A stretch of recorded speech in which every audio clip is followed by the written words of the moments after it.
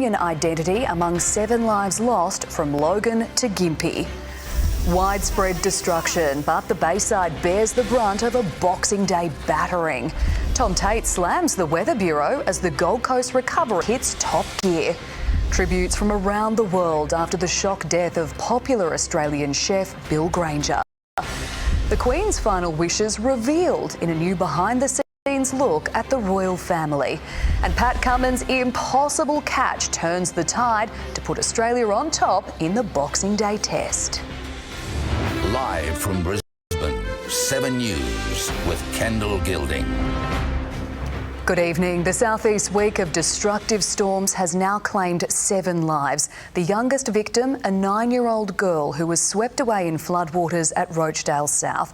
3 people lost their lives in Moreton Bay after winds overturned a boat with 11 people on board. A teacher, a rugby identity and a 9-year-old girl. These are some of the victims of Boxing Day's deadly storms. The thoughts of all Queenslanders are with those families who are grieving right now. For a group of friends, a day on the bay turned to horror as severe weather carved a formidable path. Their boat flipping in 100km/h winds, plunging all 11 people on board into the water south of Green Island. The conditions were horrific and visibility would have been down to metres. Emergency crews battled through it to search for the missing. 8 people survived by clinging to the hull. As families were told, 3 others weren't so lucky, including school teacher Stephen Tate and former Queensland Rugby Union player David Logan. His club releasing a statement this afternoon describing the 69-year-old, known by friends as Mario, as one of the finest, most fun-loving, highest integrity people you could ever meet. And we're all so blessed that he was in our lives. It would have been very difficult to survive in those conditions anywhere. In Gympie, 2 women died in the Mary River after being caught in a popular storm drain known as the Love Tunnel. Then there's little Mia, who jumped the fence of her home in Rochdale South and never returned. She was swept into a storm drain by surging floodwaters. It has been a very, very tragic 24 hours due to the weather. Christmas Day was also tragic. A 59-year-old Gold Coast woman also killed when she was crushed by a tree in another Supercell.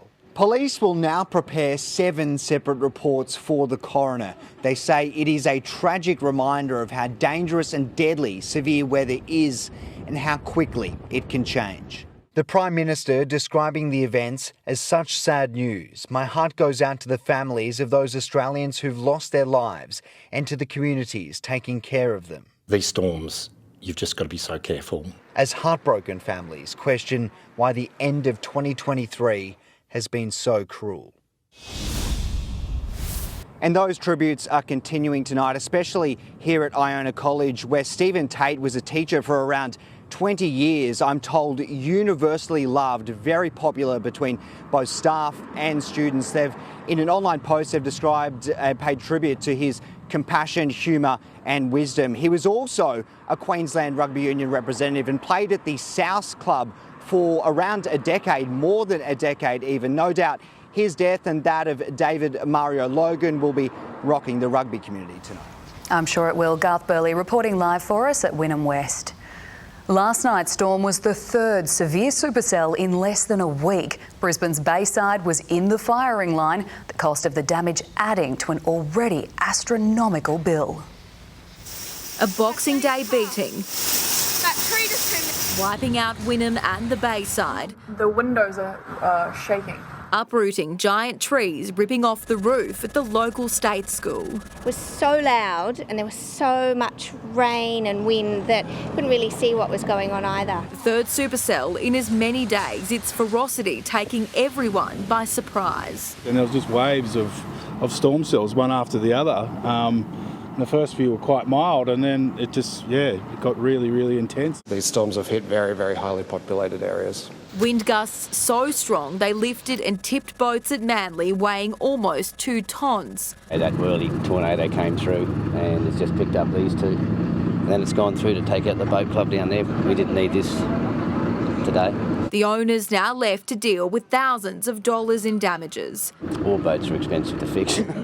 Nathan and Natel Rogers' car and their neighbour's roof both casualties of fallen branches. It was pretty loud, very windy, and we were just concerned about all the trees, really. We usually miss it here though. I feel like this is probably the worst our area's copped it over the years, I would say. The intensity of the cell sky high, putting on a show for passengers on a flight from Brisbane to Adelaide. There were 250,000 lightning strikes the day before yesterday, another 150,000 lightning strikes yesterday. Sian Kelly, her partner and their 7 children are still cleaning up from the Christmas night storm. Oh my God!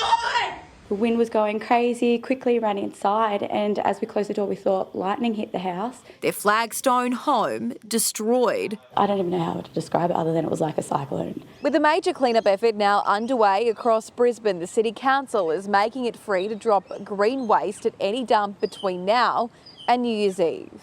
SES are dealing with nearly 1,000 requests for assistance. That is a very heavy workload for them.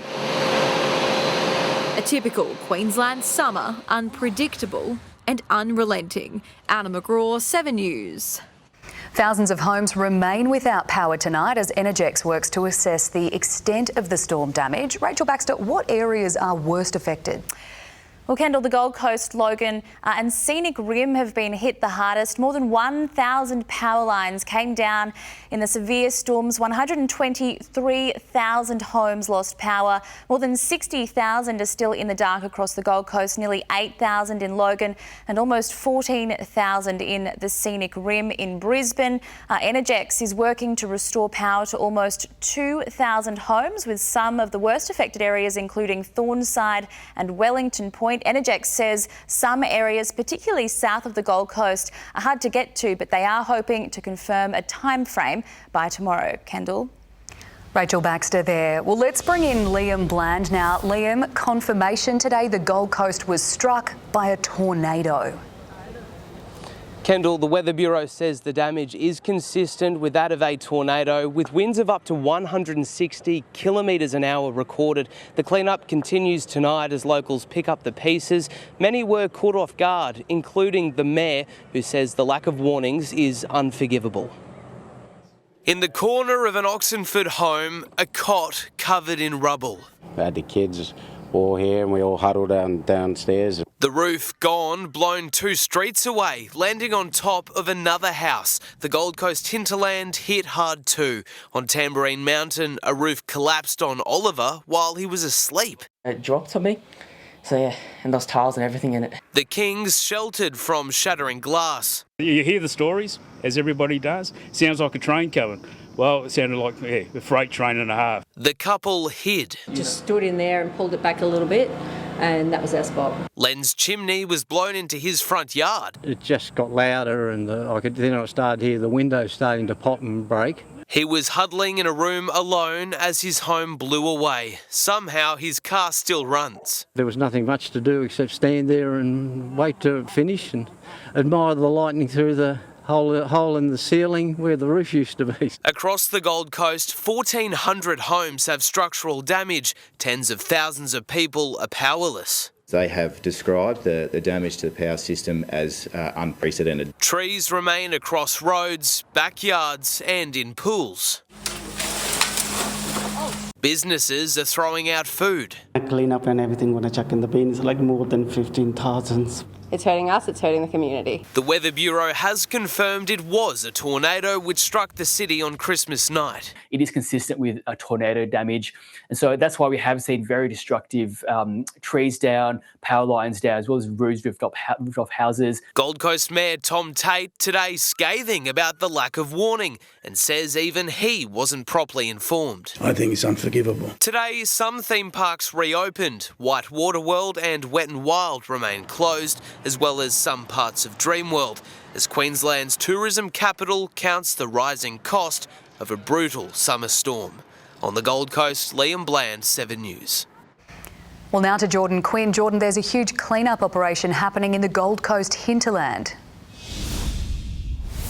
Tambourine Oxenford Road is really the hardest hit here in the hinterland. It's going to take weeks to clear up all these trees which have fallen onto cars, houses and power lines. Now, the SES has been called to more than 100 jobs today on Tamborine Mountain alone, adding to the frustrations. Most of the community has been left without power. All but a handful of local shops have closed. Police have also set up a mobile beat to keep residents informed while this community tries to get back on its feet.